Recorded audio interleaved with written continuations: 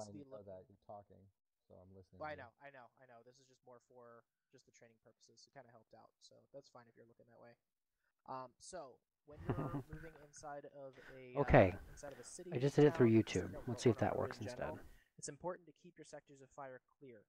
You are not to be looking at your friends, not to be looking at the formation. Yes, the formation looks cool, but there's a reason why that we implement it. So that way we keep our fields of fire clear at all times. So the people in the back, they're going to be, worrying about more to their right, or if you're on the left, looking on to your left, and trying to, keep an eye on the Is that back working? as well.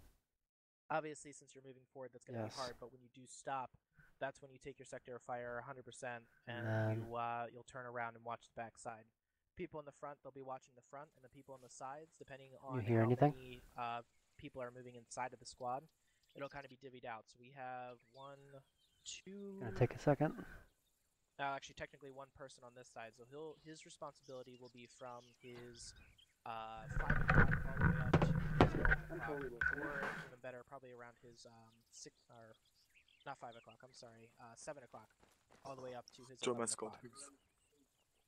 The guy in the back will be responsible from 6 o'clock to 12, or 5 o'clock to 6.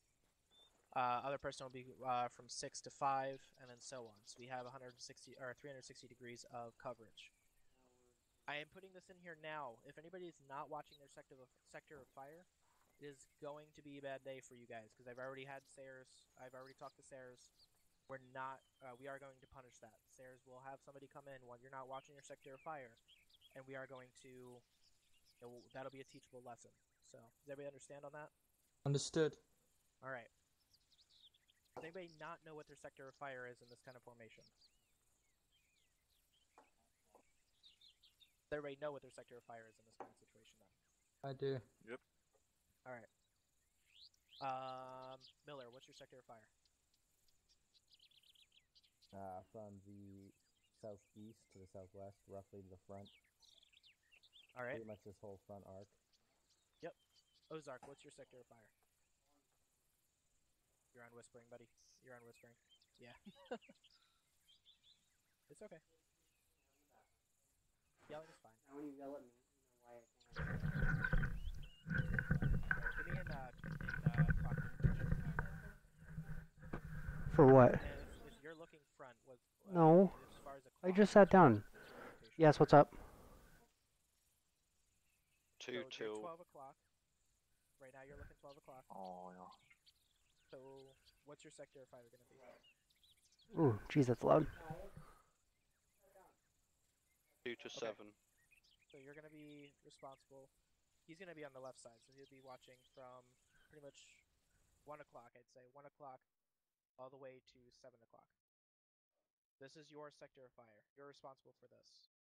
Miller's going to be kind of overlapping you in the front. He'll be watching from 11 o'clock all the way to around 2. Exactly. Yep.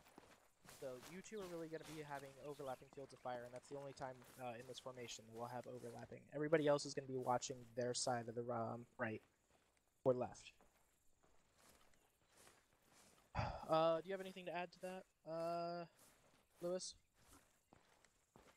No, just try and keep your spacings as much as possible. If you start running too fast at the start of the staggered column, and there becomes a big gap, that starts getting bigger and bigger as it goes back. So the person at the front needs to control the pace properly.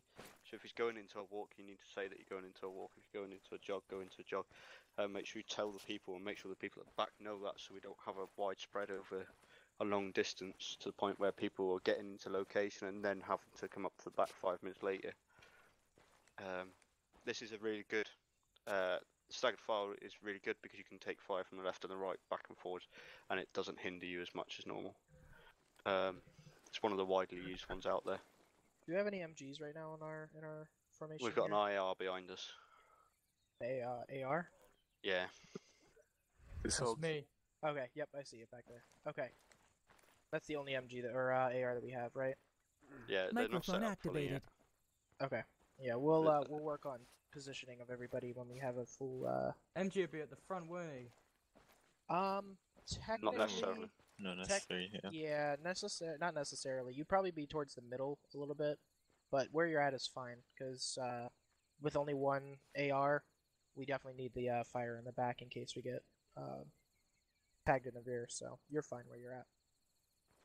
So all right, everybody, start watching your sectors of fire, so that way we can make sure that everybody's understands what their sector of fire is. So assume that we're in a short stop. So everybody go to crouch. All right, there we go. So, Lewis, you happy with the formation here that we got? In this sort of situation, you don't want to be aiming down your scope. It limits your field of view, so you want to just be resting your rifle like Miller is currently at this point. So when you take a knee, just have your rifle at range. At rest, if you're not taking contact, there's no point. There's no point for it to be up. It just hinders you in sight. Okay, so when you are taking a knee, just make sure your rifle's at rest. Other than that, So yeah, Ovid, good. You'd have your gun down. I mean, I'm on third person, so. There you go. It's alright. So you'd have your gun down. You'd just be kind of. Alexander, you're not on yelling. Sorry. Yeah, no, I'm specifically talking to specific people on this point. So, all right. So everybody's pretty good on that. So assume that we've finished our short rest. We're gonna have Ozark. We're gonna take the lead. We're gonna move up to the intersection. Go. So you're gonna be running point on this. So go ahead and start moving your Microphone squad What the forward. hell? Okay. We're gonna do combat phase, guys. Put your guns down. There you go.